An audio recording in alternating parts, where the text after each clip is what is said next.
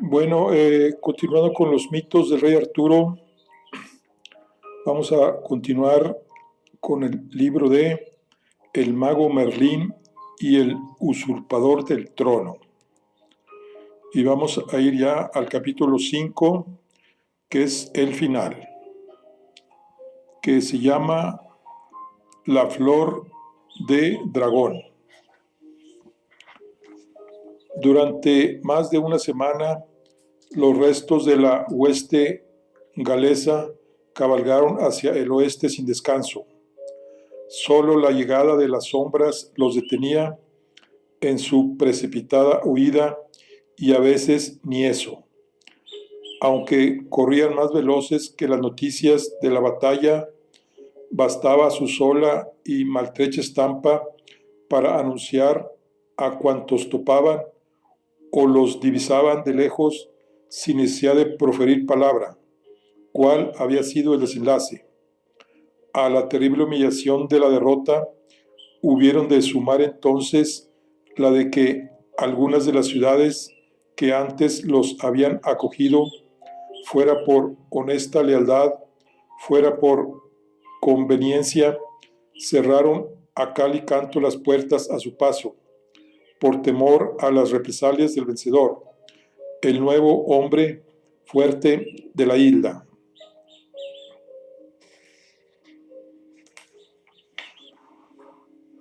Casi más hirientes aún resultaban las miradas de muchos de los siervos, campesinos y pastores que a veces los contemplaban desde los campos o los bordes del camino, pues en el fondo último de sus ojos tristes brillaba el secreto regocijo que experimenta siempre el humilde cuando le es dado contemplar la caída del poderoso.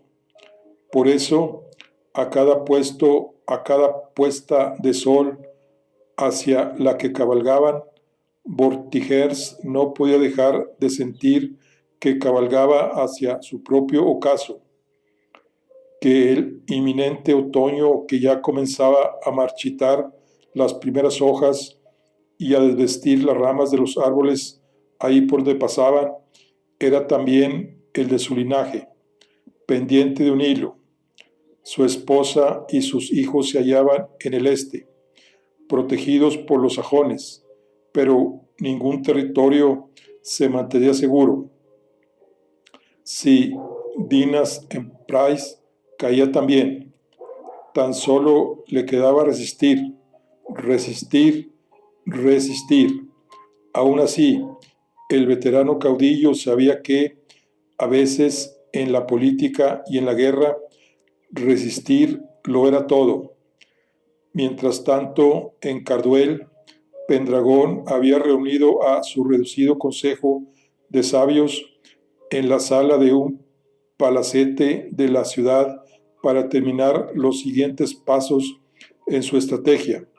Se convino ahí que Sir Cedric y Sir Gowir regresaran a sus señoríos en el este de Logres, de modo que sirvieran de muro de contención contra los sajones asentados en la costa, en caso de que éstos intentaran alguna ofensiva, y de paso establecieran una cabeza de puente para la futura marcha de Pendragón hacia el oriente, toda vez que Vortigern fuera derrotado definitivamente en el remoto oeste. Estaréis deseosos de regresar a vuestro hogar y de ver a los vuestros, les dijo Pendragón afablemente. Estoy seguro de que vuestros hijos se habrán desempeñado como excelentes señores de vuestros feudos durante vuestra ausencia. No me cabe la menor duda de que así habrá sido, respondió Sir Cedric, pero a fe mía que voy a lamentar perderme el final de la campaña y no ver con estos ojos cómo cae el déspota en su guarida. Tanto Pendragón como Uther, que estaba sentado a su vara, rieron, pues sabían bien que el recio y aguerrido caballero hablaba desde lo más hondo de su corazón. A continuación se discutieron los pormenores de la partida hacia Dinas Emrys, de la enorme hueste que los anglos habían reunido tras su victoria.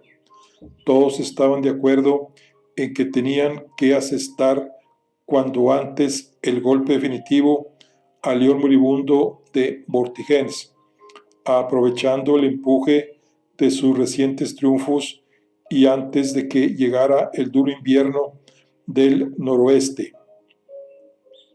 Solo una voz discordante se había levantado en el pleno, y fue la de Merlín, cuando Pendragón le pidió que hablara, pues el mago había permanecido en silencio como acostumbraba.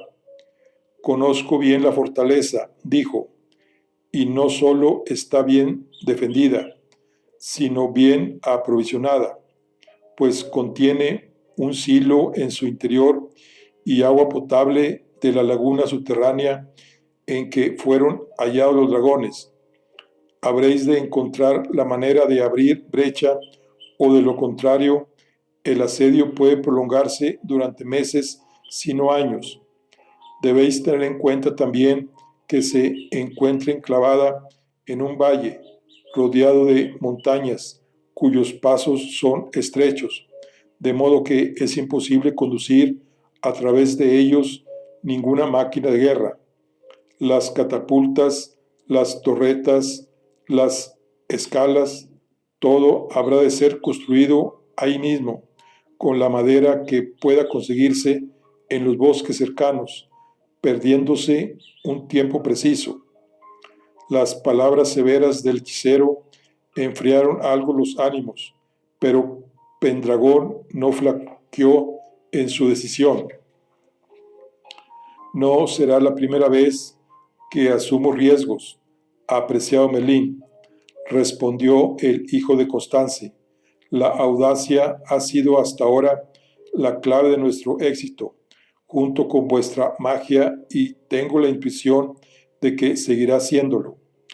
Hay algo más que debéis saber, respondió el mago. Decidme. La fortaleza está enclavada en un lugar de poder. Aulus no era un estúpido, ni las estrellas lo engañaron del todo cuando le indicaron que aconsejara a Vortigern erigir ahí su centro de mando. No es casualidad que los distintos baluartes que se alzaron en ese mismo promontorio durante milenios, pertenecientes a distintos pueblos e imperios, nunca fueron tomados. Como no lo es tampoco que dos dragones moraron dormidos bajo sus cimientos. El juego en el que estamos inmersos es complejo y su desenlace incierto, superior a cualquier inteligencia, también a la mía. Es muy posible que mis poderes no sirvan contra la roca de Dinas Emrys, o que se vean muy mermadas, pues fuerzas tan antiguas como el mundo la protegen. Pendragón escuchó al mago con preocupación, pues, como el resto, contaba con su decisivo concurso en la toma de la fortaleza.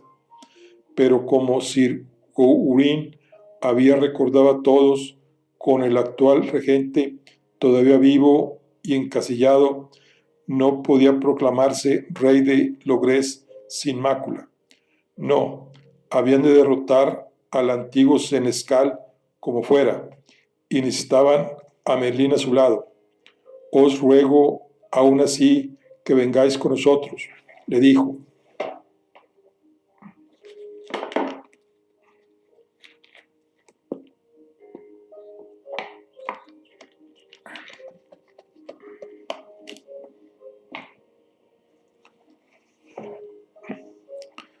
El primer tercio de la marcha, todavía en territorio de Logres, lo completó la hueste angla en olor de multitudes, pues nadie quería dejar de ver y aclamar al popular heredero de Constance, aquel que había cometido la hazaña de aniquilar a los sajones y humillar a Vortigern en apenas 2 jornadas. Las cosas cambiaron, sin embargo, una vez se adentraron en territorio galés y pusieron rumbo hacia el norte. Los habitantes de aquellas tierras se mostraban esquivos y recelosos, y también el tiempo y el terreno parecían tornarse cada vez más hostiles a medida que se acercaban a su destino. Para cuando avistaron por fin en la distancia los macizos montañosos de la región de Gwynedd, la tropa avanzaba en silencio, envuelta en una atmósfera tensa bajo el cielo plomizo, cuando no bajo la lluvia. 2 días más tarde, al llegar con la caída de la tarde a las inmediaciones de uno de los pasos de montaña que daban acceso al valle en cuyo centro se alzaba la fortaleza, Pendragón dio orden de aguardar a que cayera la noche, y a cada hombre le mandó que encendiera una tea, pues quería devolver al enemigo el golpe de efecto previo a la batalla de Carduel. De ese modo, horas más tarde, los anglos se derramaron por millares montaña abajo, portando las antorchas en la oscuridad y haciendo sonar con fuerza sus tambores. Completado el descenso, los de Logres comenzaron a montar el campamento a medianoche. Pendragón dio orden también a los carpinteros de empezar a acometer la fabricación de las primeras escalas y torretas, pues quería ensayar un asalto inicial al amanecer para tantear la célebre solidez de las defensas enemigas. El incipiente campamento estaba ya sumido en una frenética actividad, cuando se oyó en la fortaleza un violento crujido seguido de un silbido, y una masa oscura atravesó el aire, cerniéndose sobre los recién llegados. Al poco se produjo un estrépito bestial y estallaron los gritos. El proyectil había caído sobre un grupo de carros que estaban siendo descargados en ese momento, destrozando uno de ellos e hiriendo de gravedad a varios hombres. No tardaron en sobrevenir, como surgidas de las profundidades de las sombras, una segunda y una tercera roca, que sembraron el terror entre los anglos, pues cegados por la oscuridad, estaban indefensos ante la mortífera lluvia. Catapultas. El grito corrió como la pólvora entre la hueste. Atrás, retroceded todos, ordenó Pendragón, movilizando a sus mandos para tratar de organizar una retirada tan pronto habían puesto el pie en Dinas Emrys.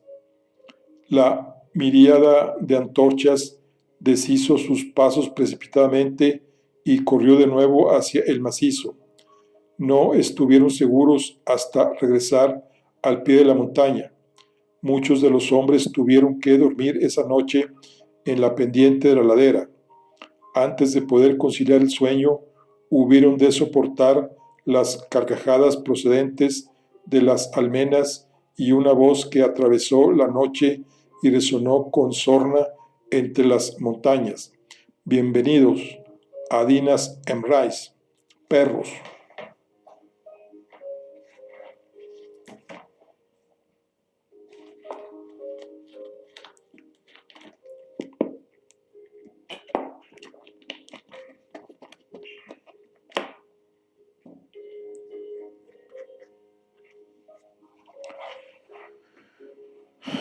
La llegada del alba no trajo consigo una inyección de moral para los sitiadores. A la luz del día, la fortaleza resultaba sencillamente sobrecogedora. Hasta 2 perímetros defensivos amurallados, con sus respectivos fosos, rodeaban el baluarte en sí. en cuyo espacio intermedio pudieron confirmar los vigías desde las laderas que se encontraban dispuestas 3 catapultas. Tras esta doble muralla almenada se alzaba la fortaleza, propiamente dicha, que aprovechaba cada accidente del promontorio rocoso sobre el que se elevaba, perfectamente integrada, para tornar sus defensas aún más sólidas y su fábrica más inaccesible. Por doquier sobresalían matacanes y garitas voladas que, sacando el máximo provecho de los accidentes del anfractuoso terreno, permitían hostigar a los atacantes prácticamente desde cualquier punto. Por si fuera poco, enclavada en el corazón del poderoso complejo, la prodigiosa torre prismática ascendía hacia el cielo, a lo largo de 6 imponentes cuerpos de piedra, enseñorándose del valle. Su sola visión quitaba el aliento.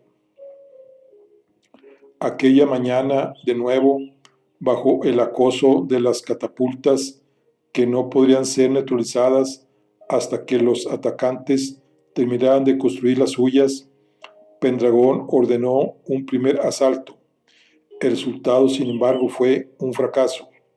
Las defensas eran extraordinariamente recias y los hombres de Vortigern, bien adiestrados, se movían como centellas sobre el adarve del primer cinturón, ora derribando las escalas o prendiéndoles fuego, ora arrojando sobre los asaltantes barreños de pez y aceite hirviendo que hacían estragos entre las líneas enemigas incapaces, por más que el pretendiente ordenó aumentar la presión sucesivamente a lo largo de la jornada hasta que la noche cayó de nuevo, de atacar de forma eficaz pese a ser tan numerosas. La misma situación se repitió durante los días siguientes. Por más ímpetu que los de Logrés ponían en sus embistes, eran repelidos una y otra vez, oleada tras oleada, hasta que el número creciente de bajas comenzó a minar lentamente la moral de la tropa. Solo cuando, transcurridos 10 días, los ingenieros anglos lograron terminar las primeras catapultas y las primeras torretas de asalto, mucho más sólidas y seguras que las escalas, renació la esperanza en el corazón de los atacantes.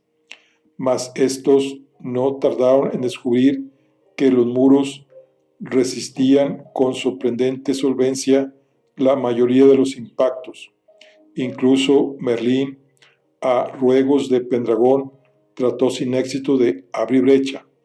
En una ocasión, provocando un viento huracanado acompañado de relámpagos, y en otra, como había hecho en Caer-Badón, agrietando el suelo, pero en ambos casos las poderosas fuerzas naturales convocadas parecían quedar sin efecto al rozar los muros de la fortaleza, que refulgían entonces levemente como si una película fosforescente similar al líquen la recubriera, protegiéndola de la magia empleada contra ella.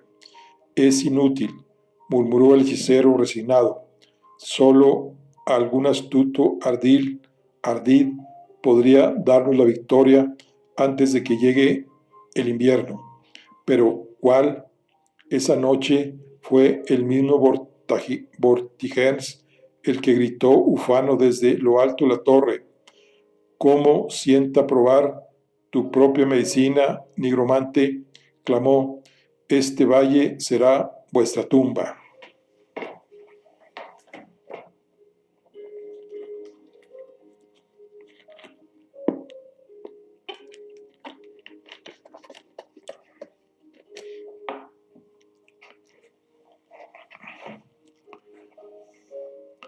La última semana de octubre, la que en el viejo calendario britón precedía a la festividad del Samaín que inauguraba el largo invierno, sucedió algo que tornó el panorama aún más sombrío para los sitiadores.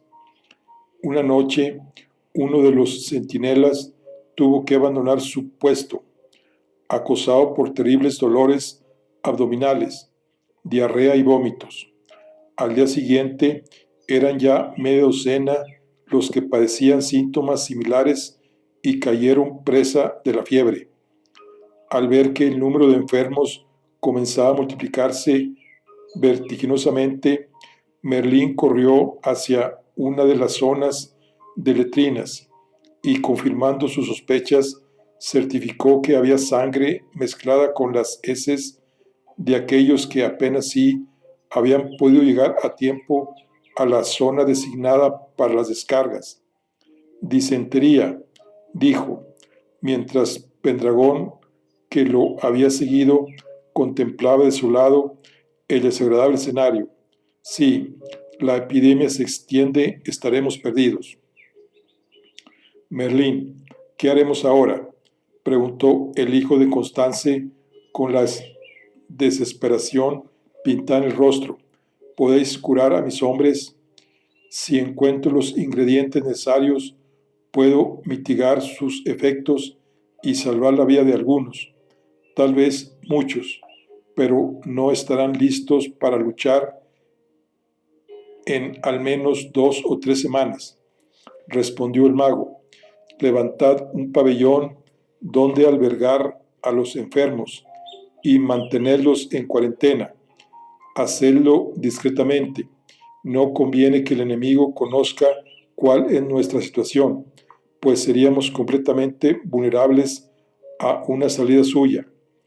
Durante los días siguientes, sin embargo, los hombres siguieron cayendo como moscas, y si bien los brebajes preparados por Merlín lograban paliar los estragos de la epidemia y reducir la mortandad, pronto fue imposible ocultar al enemigo que algo sucedía entre las filas anglas. Con gran desaliento, una mañana, los vigías instalados en las montañas avistaron movimiento de tropas tras las murallas de Dinas Emrais y comprendieron que Vortigern se preparaba en efecto para lanzar un contraataque. La situación empezaba a ser desesperada, caviló Merlín, mientras atendía a un montañés moribundo en el que la enfermedad se había cebado con tanta virulencia que nada había podido hacer por él, salvo acompañarlo en su agonía. Mañana es Samaín, señaló con esfuerzo el enfermo, quien, como la mayoría de los de su pueblo, seguían manteniendo un fuerte vínculo con los antiguos dioses y las antiguas costumbres. Mi mujer y mis hijos habrán preparado ya la comida que dejarán para los espíritus a las puertas de nuestra cabaña. En Minid, prosiguió el guerrero, esforzándose por sonreír al evocar la escena, aunque el dolor lo atenazaba, y cubrirán la chimenea, como cada año, para que ningún espectro entre por ella. Vos sabéis bien a qué me refiero, ¿verdad, sabio señor?, dijo, estrechando ya casi sin fuerza la mano de Merlín. Solo siento no poder. El montañés no llegó a concluir la frase, pues la muerte le sobrevino en ese mismo instante. Merlín cerró los ojos del difunto con delicadeza y suspiró. Samaín, la fiesta del fuego a las puertas del invierno. El hechicero se había volcado con tal determinación en combatir la plaga durante aquellas jornadas insomnes que, por momentos, su cabeza casi había olvidado la inminencia de la festividad druídica, la fecha liminar en la que las fronteras entre el mundo de los hombres y el de los dioses, y el de los vivos y el de los muertos, se disolvían temporalmente, de modo que los espíritus y lo ultramundano irrumpían sutilmente en los quehaceres cotidianos. Ese día, poco antes del anochecer, regresó a la cueva que había adoptado como morada durante el sitio, y rendido por los esfuerzos de las jornadas precedentes, cayó pronto dormido. En el sueño que siguió se le apareció su maestro Malwin, y el durmiente evocó una escena aquecida años atrás en el corazón del bosque de Carmarthen, junto al anciano druida. En ella, el maestro Malwin preparaba una pócima mientras instruía al joven pupilo. Muérdago, estragón, estramonio y levístico hervían a borbotones en un caldero puesto al fuego. Sí, Merlín recordaba aquel día. El fuego es el más preciado de los dones entregados por los dioses al hombre, había dicho Malwin, y el más ambivalente de los 4 elementos primordiales. Tanto sustenta la vida como la destruye, tanto aniquila como purifica, pues en su naturaleza lleva inscrito el gran ciclo de la creación que todo lo gobierna y con su acción contribuye a él. El joven Merlín escuchaba con atención. ¿Y pueden los druidas crearlo mediante algún hechizo?, preguntó. Malwin negó con la cabeza. Nada se crea nunca de la nada. Esa facultad está reservada únicamente al Espíritu Supremo, cuya manifestación visible es el sol. No olvides jamás que los dones que los druidas tomamos de la naturaleza los tomamos siempre prestados, culminándola mediante la palabra a compartirlos con nosotros, pero solo transitoriamente. Podemos, eso sí, multiplicar el poder del fuego de manera inimaginable, como en el caso de la pócima que hoy voy a mostrarte.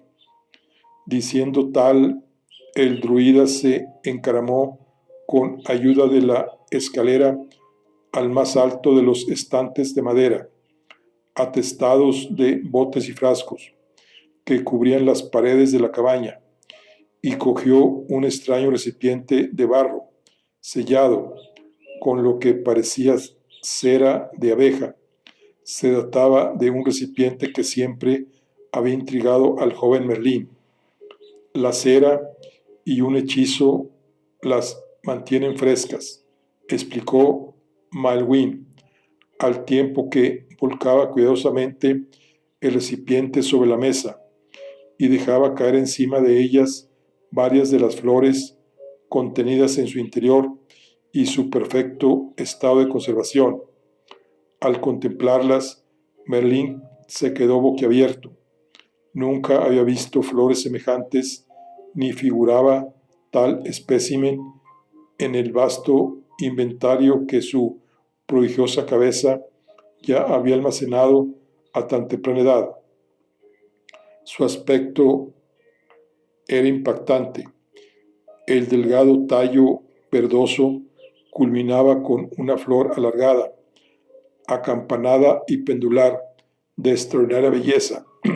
Sin embargo, más llamativo todavía resultaban sus colores, una mezcla ígnea de carmesí, naranja y amarillo, que le confería el aspecto de una verdadera explosión, de una delicada llamarada. El ingrediente esencial, la flor de dragón o trompeta de fuego, explicó Malwin, crece en muy escasas y agrestes latitudes septentrionales, y su flor se abre exclusivamente durante la semana de Samaín por la noche. Al decir de los antiguos, solo se encuentra en lugares que en tiempos fueron moradas de dragones, y cuya tierra fue fertilizada por su aliento, como las islas Forollar en el país de los danos, o las montañas de Carnedaú en el nuestro, de donde proceden las que aquí ves, sabiamente mezcladas con otros ingredientes, su savia, sus pétalos y muy especialmente estas diminutas bayas negras que puedes observar y que son el fruto, son inflamables en su grado extremo, apenas concebible. Es como si portaran sangre de saurio. El druida cogió solo 2 de aquellas pequeñas bayas y otros tantos de los grandes pétalos de una de las flores y volvió a guardar el resto en el recipiente. A continuación procedió a sellarlo de nuevo con cera, murmurando unas palabras, antes de subirse a la escalera para devolverlo a su lugar. Merlín contempló los exiguos frutos y los 2 delicados pétalos. Tan solo eso, dijo, más que suficiente, respondió Malgerwin. A continuación, el anciano druida abrió un pequeño armario del que sacó un espléndido mortero de plata. Recuerda que estos ingredientes solo pueden ser triturados con utensilios de metal noble. De lo contrario, pierden su eficacia, añadió. El druida aplastó las diminutas bayas que expulsaron un líquido sanguinolento, denso y oscuro, el cual mezcló luego con los pétalos. Después vertió el contenido del mortero en el caldero. Al instante, el preparado comenzó a borbotear con violencia y adquirió una pigmentación flamígera. Un intenso hedor sulfuroso invadió la estancia. Malewin redujo entonces la potencia del fuego y dejó el caldero sobre el largo rato, hasta que el compuesto, evaporada gran parte del agua, quedó concentrado en un espeso líquido de un color anaranjado, que el druida procedió a verter en un pequeño recipiente de cristal de cuello fino y forma ovalada. Ven conmigo, dijo a Merlín, introduciendo el frasquito en su zurrón y cogiendo una tea de las que ofrecía luz en el interior de la morada. Ambos salieron de la cabaña e internándose de nuevo en el bosque, se llegaron hasta un claro en el que había un viejo y profundo pozo de piedra abandonado, seco hacía largos años. Asomándose a su boca, Malwin dejó caer la tea encendida, que se precipitó sin apagarse hasta el fondo, donde siguió ardiendo.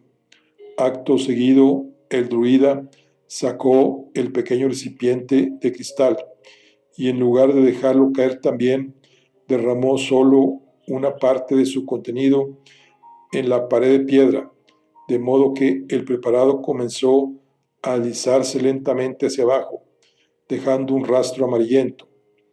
Eso nos dará tiempo de cobijarlos, le indicó a Merlín, e instó al muchacho a seguirlo de nuevo hasta el linde del claro, donde se parapetearon tras el follaje.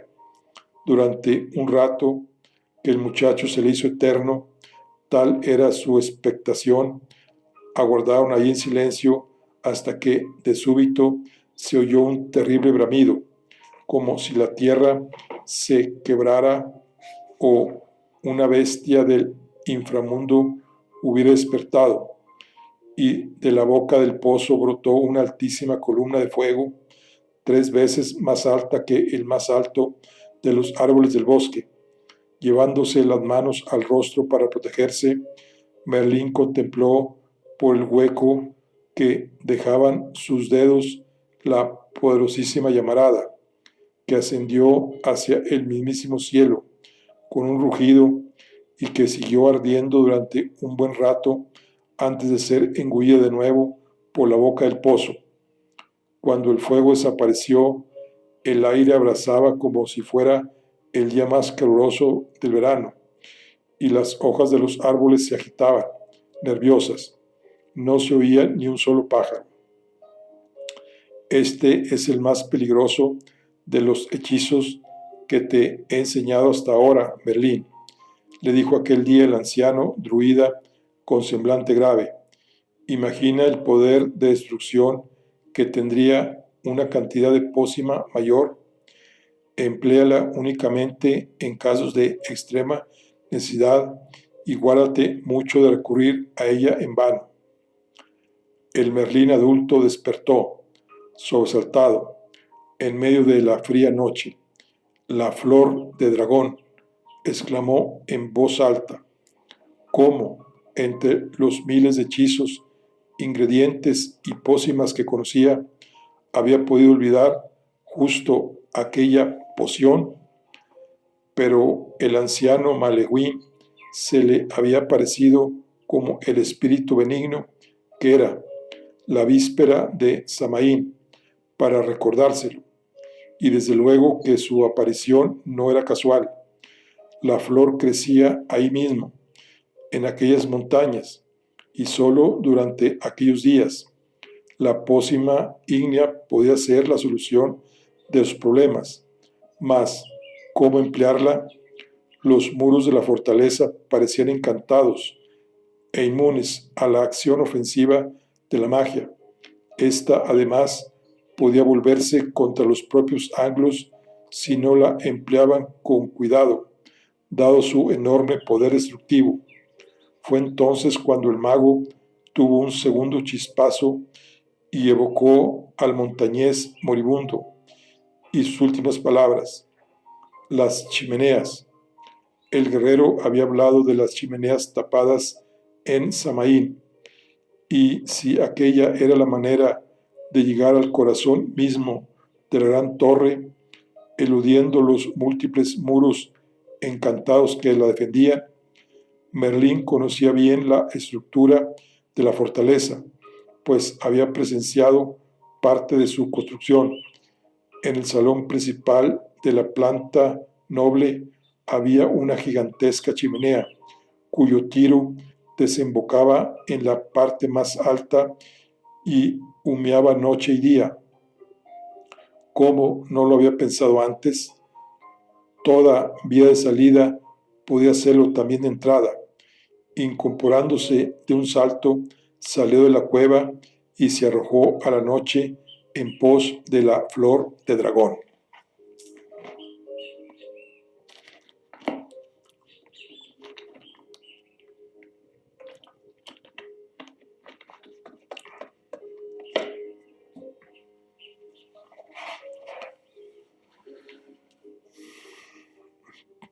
Para su fortuna, la luna brillaba enorme en el cielo, casi llena, y derramaba su luz azulada sobre los escabrosos riscos que circundaban Dinas Emrais. Una luz de calidad muy semejante a la del astro, si es que no la tomaba directamente de él. Brillaba también en el extremo superior del alto bastón del mago, iluminándolo mientras éste se afanaba ladera arriba, explorando una loma tras otra en pos de la preciada planta. Desde su más tierna infancia, Merlín había sido adiestrado por sus maestros para caminar a oscuras por el bosque, y había afinado pacientemente sus sentidos hasta no distinguirse estos apenas de los de un animal, pero aún así la empresa era ardua. La flor solo se abría por la noche, y eran muy pocos en el campamento quienes estaban en condiciones de ayudarlo a buscarla. El tiempo además apremiaba, y el mago se servía de su magia para avanzar veloz en la oscuridad.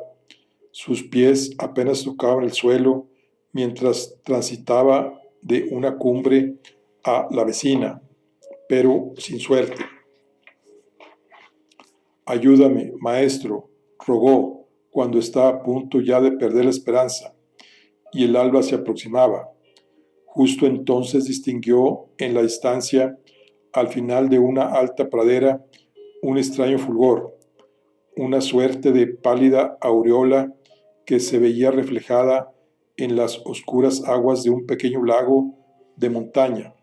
Sintiendo un pálpito en el corazón, se llegó traudo hasta la orilla, y lo que vieron sus ojos lo llenó de emoción.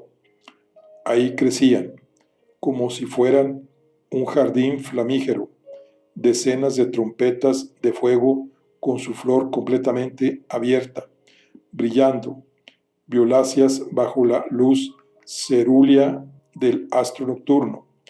Tomando la hoz de plata que llevaba colgando el cinto, el último de los druidas comenzó a cortarlas. No todo estaba perdido.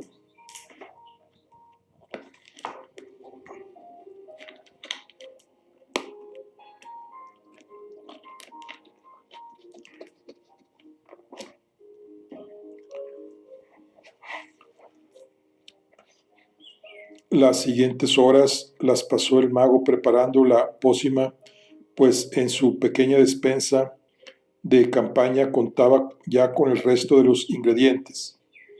Cómo se alegraba, además de viajar también siempre con el mortero de plata que había pertenecido a su maestro. Una vez el preparado estuvo listo, extraordinariamente concentrado y poderoso, lo vertió en un botecito de cristal y lo estudió con gravedad, si no con culpa, pues había suficiente jugo de valla en él para destruir entero el bosque de Carmarthen.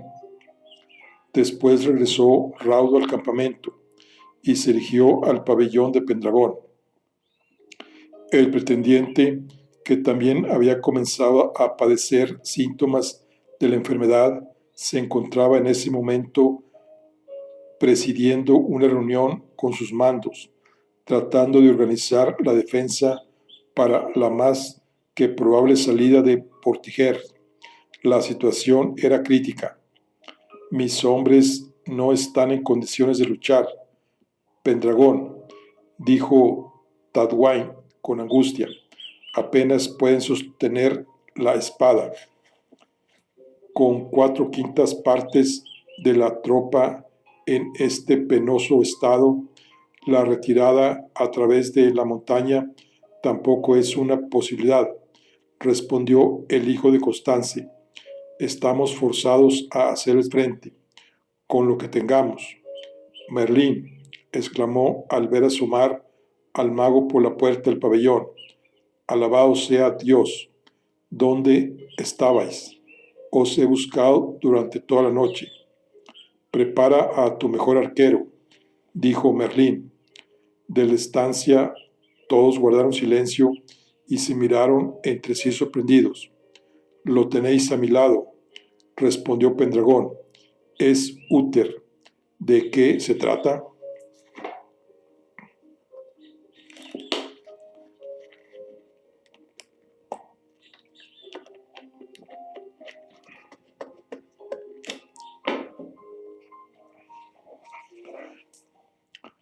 Las siguientes horas las pasó el mago preparando la pócima.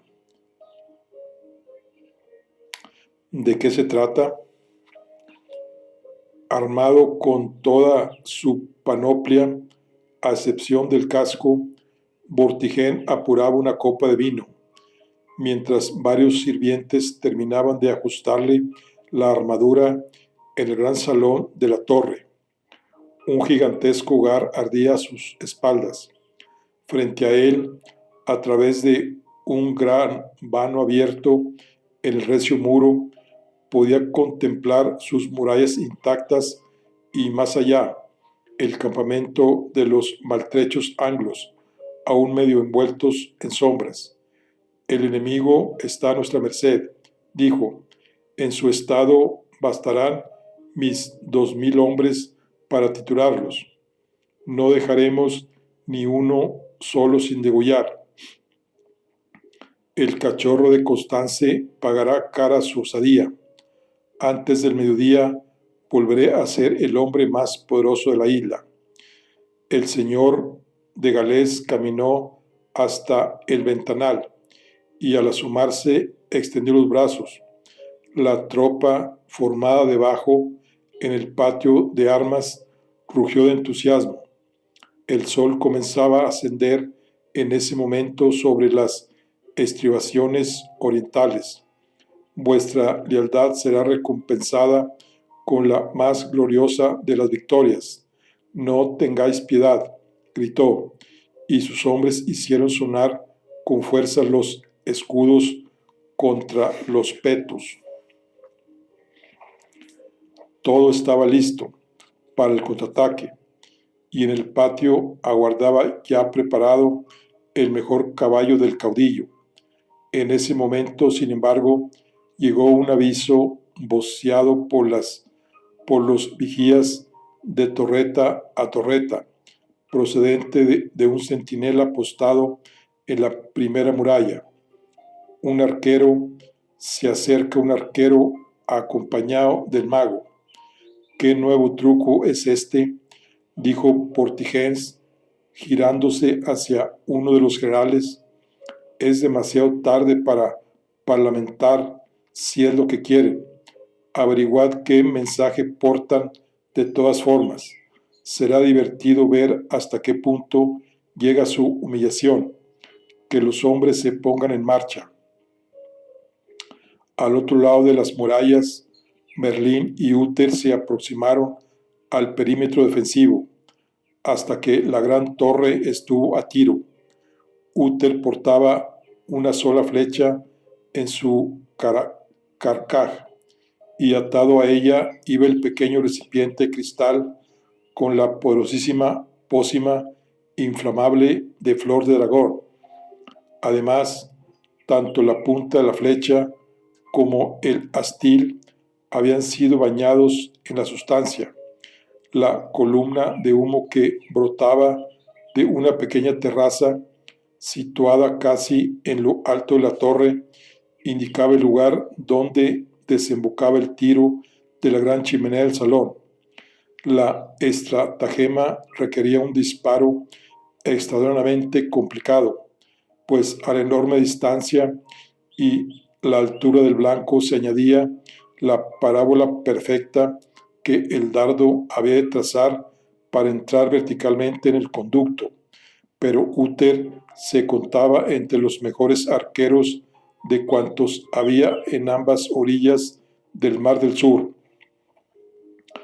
A sus espaldas, los anglos, formados a duras penas, sacudidos por los vómitos y sudando copiosamente por las fiebres, contenían la respiración.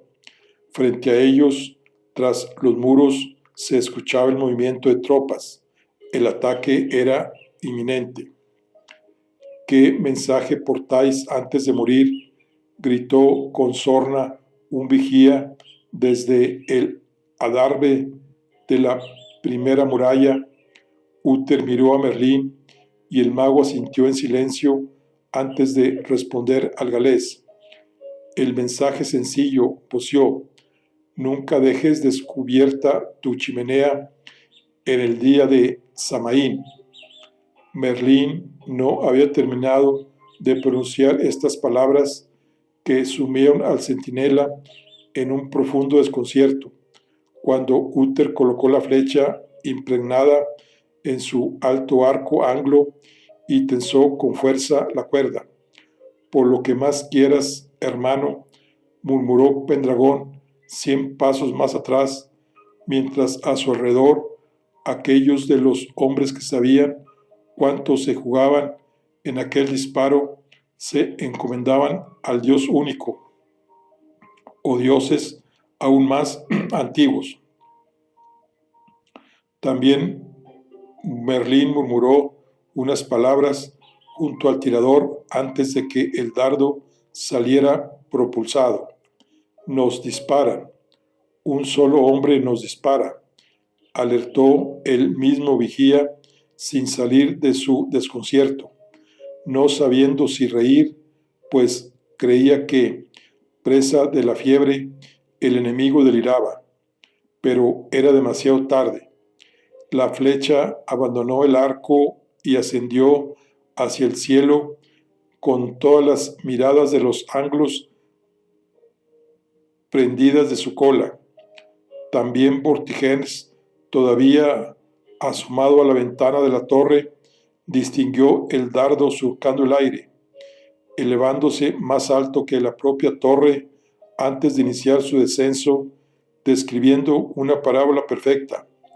Solo por un momento pareció desviarse de su trayectoria, pero un golpe de aire la enderezó de nuevo milagrosamente. Eso o las palabras que el mago seguía murmurando. Pero, ¿qué demonios? Masculló el caudillo antes de perderla de vista sobre su cabeza. La pregunta murió en sus labios. Culminado su vuelo descendente, la saeta penetró por el conducto de la chimenea como un relámpago. Tan solo unos instantes después de desaparecer por la negra boca, se produjo una explosión terrorífica que resonó en todo el valle como si el fin del mundo fuera llegado.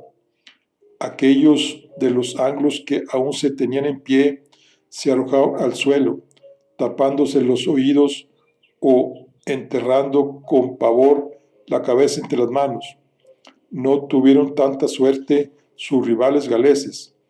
Al contacto con las llamas de la gran chimenea central, el mortífero preparado estalló, formando una gigantesca bola de fuego que avanzó como una exhalación, cubriendo todo el salón y devorando cuanto encontró a su paso.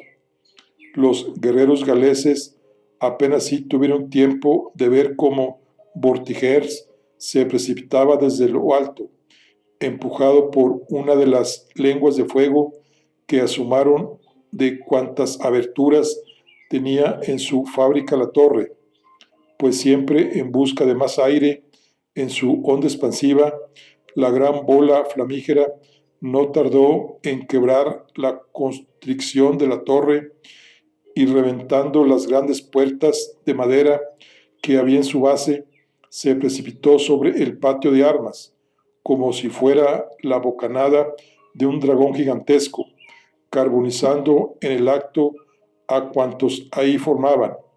La llanura, la llamarada, no se detuvo en su frenética y letal carrera hasta llegar a los cinturones almenados, donde aquellos que los patrullaban sufrieron asimismo su azote. Herida también de muerte por la explosión, la gran torre de Dinas Emrys comenzó a gritarse, y al ceder su base, sus 6 cuerpos se vinieron abajo sucesivamente, uno tras otro, con un espeluznante estruendo, hasta que quedó reducida a una montaña de escombros, envuelta en una enorme polvareda. Aquel sería su último derrumbamiento. La maldición que perseguía a su constructor los había alcanzado finalmente a todos.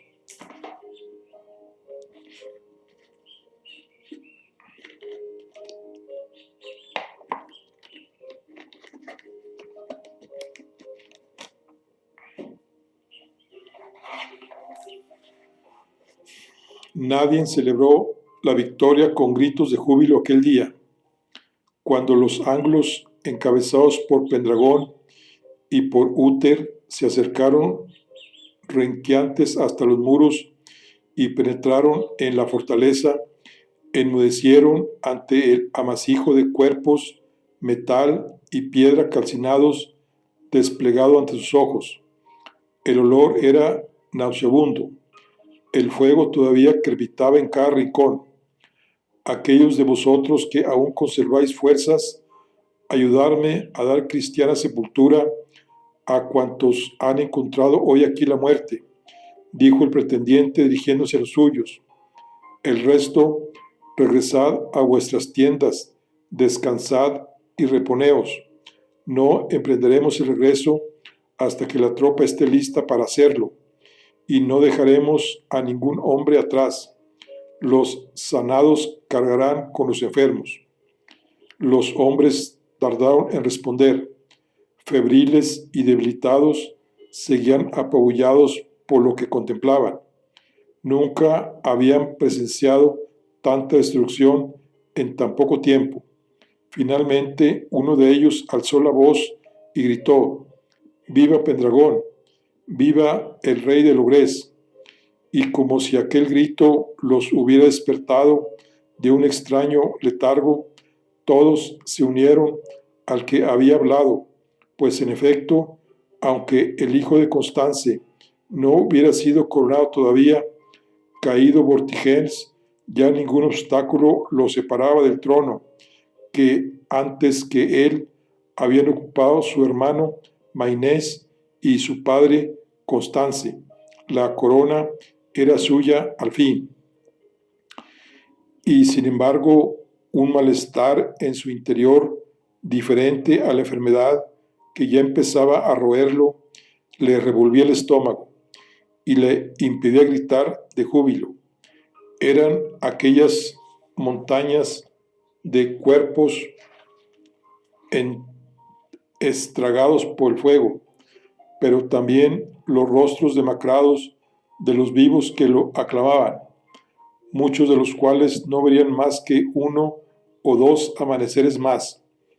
¿A dónde los había conducido y exactamente para qué?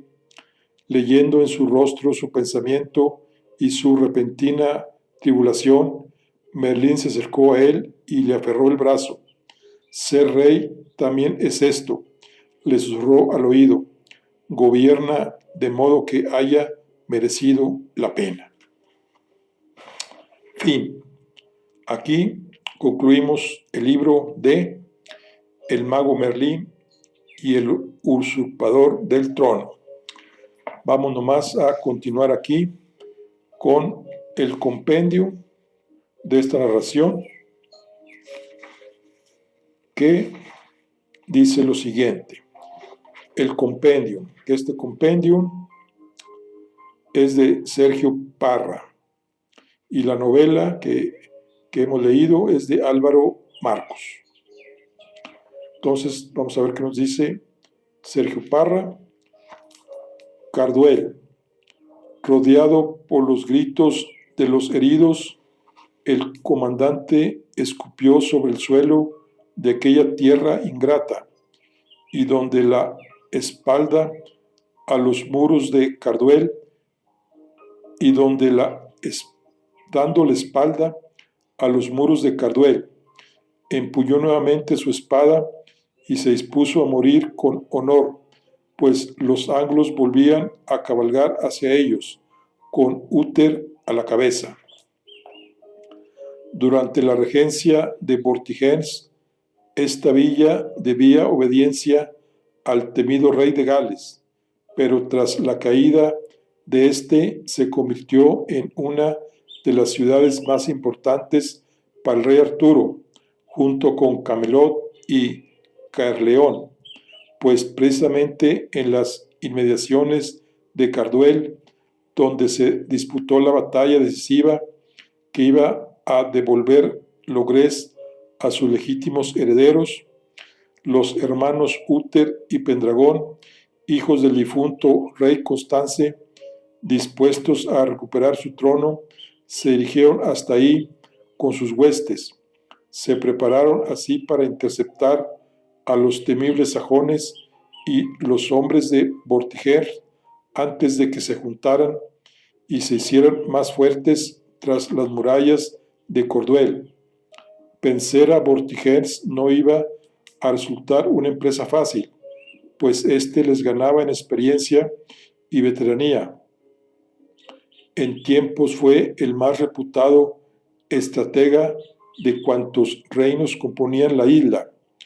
Carduel se ergiría de este modo en escenario y testigo de los grandes cambios que estaban por venir. Carduel es uno de los lugares que con más frecuencia se nombran como palacio, residencia o capital del reino de Arturo, especialmente en los textos franceses más antiguos. Se cree que Carduel podría ser una variación de Carlisle, al norte de Inglaterra. Si bien a menudo Carduel se sitúa en Gales o incluso en Bretaña, es el lugar de origen de Giflet, hijo de Don de Carduel y uno de los caballeros de la mesa redonda más fieles de Arturo. Lundein. Al volver la vista hacia el oriente, todo el grupo descubrió de súbito el origen del estrépito y del temblor. Por el camino de Lundein, desbordando la vía de piedra hasta copar todo el ancho de los campos. Avanzaban al paso centenares de hombres a pie y a caballo. Villa de Logrés, a orillas del río Temesí, aunque no era la ciudad más grande ni la más populosa, su envidiable ubicación en el corazón del reino más importante y su floreciente comercio fluvial la hacían muy atractiva. No en vano el rey Mainés, primogénito del difunto rey Constance, tenía en esta ciudad uno de sus baluartes más emblemáticos. Ahí fue asaeteado a traición cuando todavía no llevaba un año en el trono. Tiempo después, la ciudad asistió a otro de los sucesos más extraordinarios de aquellas convulsiones, de aquellos convulsos años, pues en uno de los bosques cercanos apareció una espada mágica clavada en una roca que había de designar al futuro rey de Inglaterra. Según explica Geoffrey de Monmouth en su historia Regum Britannia, la ciudad fue fundada por Brutus, quien la llamó originalmente Troya Nova, que significa Nueva Troya. Posteriormente se convirtió en la capital de Lud, el 68º gobernante después de Brutus, que fortificó las murallas. A partir de ese momento pasó a conocerse como Caer Yud, fuerte de Yud. Algún tiempo después se abandonó el Caer y Yud se fue transformando en Lundein, cuyo nombre moderno es una derivación simple. Rowena. Rowena, la princesa sajona a la que Vortigern había tomado como esposa años atrás para sellar su alianza con los invasores y garantizarse su apoyo, le había dado hacía poco un tercer hijo, Catiger, hija del líder sajón Hengist. Rowena se había convertido en esposa de Vortigern, señor de Gales y regente de Logrés, para sellar una alianza que permitiera a su pueblo asentarse en distintos territorios de Inglaterra. A cambio, los sajones ofrecían su apoyo a Vortigern para mantenerse en el poder frente a sus enemigos. Pero con la llegada a la isla de los hijos del rey Constance, Uther y Pendragón, que aspiraban a recuperar el trono usurpado, Rowena se dio cuenta de que ese apoyo ya no era suficiente y que los 3 hijos que le había dado a Vortigern eran todavía muy jóvenes para sucederlo. Rowena esperaba que algún día, tras la muerte de Vortigern, su primogénito pudiera reclamar el trono de Gales, una posibilidad que Pendragón trataba de explotar en su favor para conseguir que Britania y Anglos se sumaran a su causa. El personaje aparece por primera vez en el siglo IX, pero será Geoffrey de Monmouth quien le asignará el nombre de Rowena. Así se le conoce también en la tradición galesa, donde es considerada la madre de la nación inglesa, pues personifica la traición sajona y el paganismo anglosajón.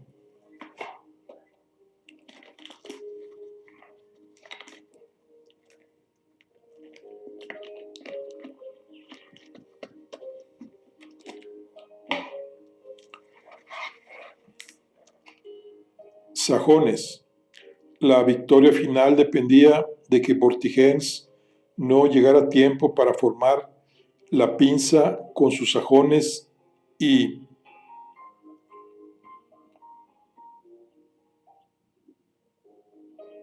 Caede, y creía que el pretendiente y sus aliados tuvieran cierto margen para reponerse del primer enfrentamiento si lograban imponerse. De momento, sin embargo, seguían a la espera de las noticias llegadas de Occidente. Pueblos de origen germánico procedentes del continente que periódicamente atacaban la isla y que eran conocidos por su brutalidad. Si había una cosa que compartían tantos britones como anglos, era su odio por los sajones, por todo el dolor y sufrimiento que éstos les habían causado en tiempos todavía recientes, algo que el senescal Vortigern entendió demasiado tarde, cuando ya había cometido el error de aliarse con los sajones, casándose con una de sus princesas. Si bien aquella maniobra que tiempo atrás le había permitido apuntalar su precaria hegemonía y evitado enfrentarse con otro enemigo más, tenía ahora visos de durar poco. Bien lo sabía asimismo Merlín, quien aconsejó sabiamente a Pendragón que aprovechase la animadversión que había contra ellos para derrotar de una vez por todas al usurpador de la corona. Tras la retirada de los romanos de Gran Bretaña, distintos pueblos germánicos invadieron o se asentaron en la isla, lo que al unirse a los problemas políticos relativos al desmembramiento de la Bretaña romana, confluyó en un periodo de gran inestabilidad. Es en este contexto en el que se forja la fama de Arturo, quien según las primeras leyendas fue el único que, tras años de lucha, consiguió derrotar a los sajones e instaurar un reinado de paz. Se cree que el término sajón deriva de seax o sax, una especie de espada o cuchillo de piedra que las tribus germánicas usaban para luchar. Bueno, aquí concluimos ya la charla del día de hoy. Aquí concluye el libro. Esta es una colección de RBA. Y aquí terminamos con nuestro libro de El mago Merlín y el usurpador del trono. Nos vemos en la siguiente. Hasta luego.